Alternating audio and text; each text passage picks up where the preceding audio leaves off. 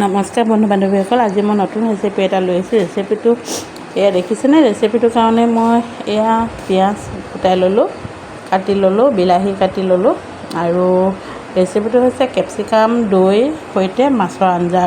কেনেকৈনো ৰান্ধিলোঁ তাকে আপোনালোকৰ আগত দেখুৱাওঁ বুলি ল'লোঁ। এয়া জিৰা কেইটামান দিলোঁ, ধনিয়া কেইটামান দিলোঁ, টাৱাখনত আগতীয়াকৈ তেল গৰম হ'বলৈ দিছিলোঁ। তাতে এতিয়া মই যে কাটি লৈছিলোঁ আদা, নহৰু, পিঁয়াজ সকলোখিনি তাতে দি দিলোঁ আৰু শুকান জলকীয়া দুটাও দি দিছোঁ। সকলোখিনি মই এতিয়া ধুনীয়াকৈ ভাজি ল'ম। ভাজি মানে ইমান ভাজি নলওঁ, আধা ভজা কৰি ল'ম, যিহেতু মিক্সিত দিম। এইফালে মই শুকান মছলাখিনি ৰেডি কৰি ল'লোঁ, সেইখিনি হয় মানে। এইফালে মই মাছ দুপিচো নিমখ হালধি দি সানি ল'লোঁ। শুকান মছলাৰ ভিতৰত মই অকল ৰেড চিলি পাউডাৰ দিছোঁ আৰু চাহী পনীৰ মছলা অকণমান দি দিছোঁ, লৈ লৈছোঁ তাতে দিবৰ কাৰণে, আৰু হালধি নিমখ লৈ লৈছোঁ। এইফালে এইখিনি প্ৰায় মোৰ হৈছেগৈ আৰু এইফালে মই সেইখিনি চিমত ৰাখি লৈ পেলাই এইটো চাইডে মই কেপচিকামখিনি কাটি ল'লোঁ। তাতে মই আলু তিনিটা গুচাই লৈছিলোঁ, যিহেতু আলু তিনিটাও লগতে মই তাতে দি দিম। সকলোখিনি মোৰ কাটি হৈ যাব এতিয়া। আনফালে টাৱাখনত যে দি থৈছিলোঁ সেই মছলাখিনিও প্ৰায় ইতিমধ্যে হৈছেগৈ। এইফালে মই দৈখিনি লৈ লৈছোঁ। দৈ মই সৰু চামুচে 3 চামুচ লৈ লৈছোঁ।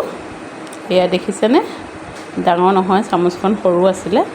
এইফালে মোৰ যেতিয়া মোৰ মছলাখিনি হৈ গ'ল সেইখিনি মই ঠাণ্ডা হ'বলৈ দিলোঁ। আনফালে মই টাৱাখনত যে ৰখি গৈছিলে তেলখিনি, সেই তেলতে মই মাছ দুপিচ ভাজি ল'ম এতিয়া। মাছ দুপিচ ভাজি থাকোঁতে মই আনফালে মিক্সিত মছলাখিনি আধা পিছা কৰি ল'লোঁ।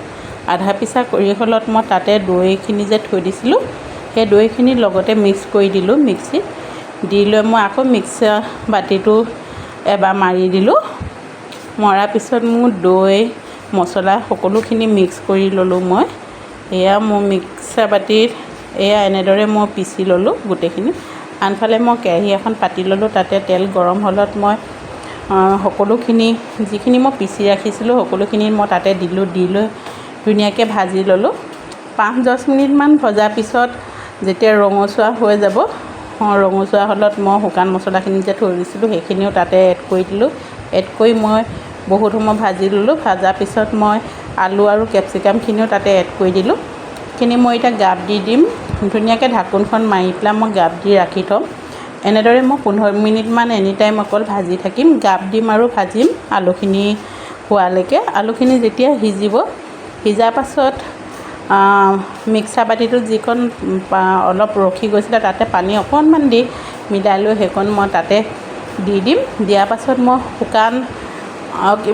পানী গৰম কৰি ৰাখিছিলোঁ, সেই গৰম পানীখিনি তাতে আকৌ মই দি দিম এতিয়া, উতলা গৰম পানীখিনি।